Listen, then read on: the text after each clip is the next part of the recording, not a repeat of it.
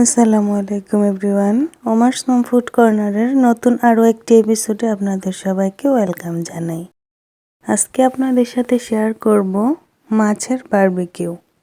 আমি ঝটপট কিভাবে মাছের বারবিকিউ যে কোনো সময় বানাই এই রেসিপিটি আপনাদের সাথে শেয়ার করব।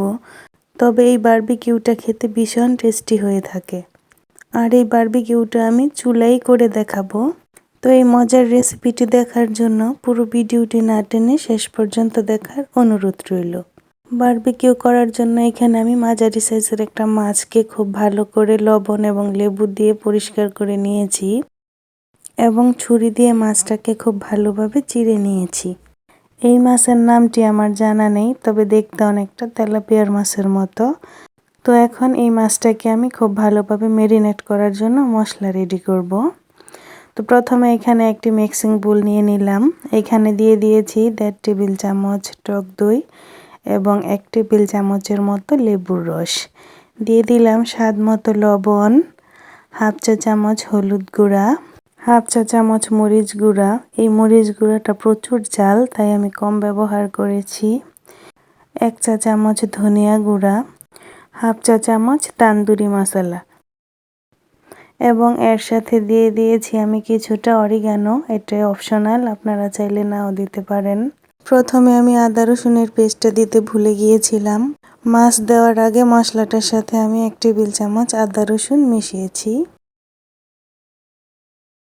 এখন এই মশলার মধ্যে আমি মাছটাকে খুব ভালোভাবে মাখিয়ে নেব। হাত দিয়ে মাছটাকে আমি মাখাবো যেন মাছের চিড়ে নেওয়া জায়গার মধ্যে খুব ভালোভাবে মশলাটা ঢুকে।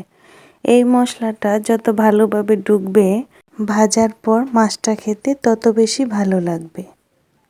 তো আমি মাছটাকে খুব ভালোভাবে মশলার সাথে মাখিয়ে নিলাম। চাইলে আপনারা সাথে সাথেই মাছটা ভেজে খেতে পারবেন, তবে আমি এটাকে 20 মিনিটের মতো ম্যারিনেট করে রেখেছিলাম।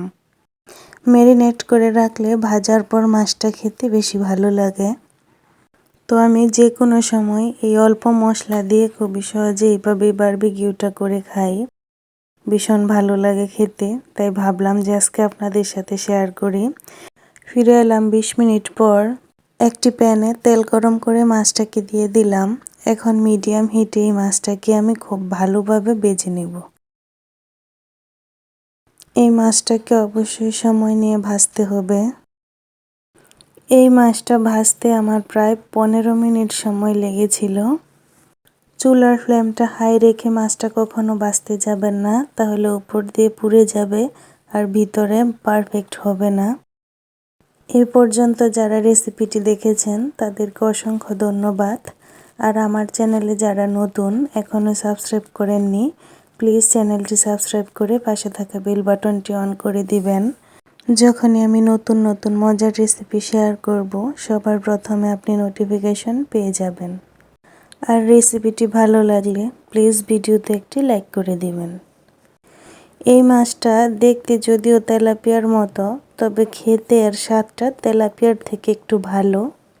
আর এইভাবে ফিশ ফ্রাই করলে কোনো ঝামেলাই মনে হয় না, তাই বেশিরভাগ সময় আমি এই রেসিপিতেই ফিশ ফ্রাই করে থাকি।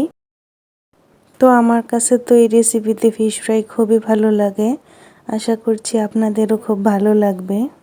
তো আজকের রেসিপিটি আপনাদের কেমন লাগলো আমাকে কমেন্ট করে জানাবেন ও চ্যানেলটি সাবস্ক্রাইব করে চ্যানেলের পাশেই থাকবেন। আজ এখানেই শেষ করছি। দেখা হবে নতুন কোনো মজার রেসিপি নিয়ে। সেই পর্যন্ত সবাই ভালো থাকবেন, সুস্থ থাকবেন। আল্লাহ হাফেজ।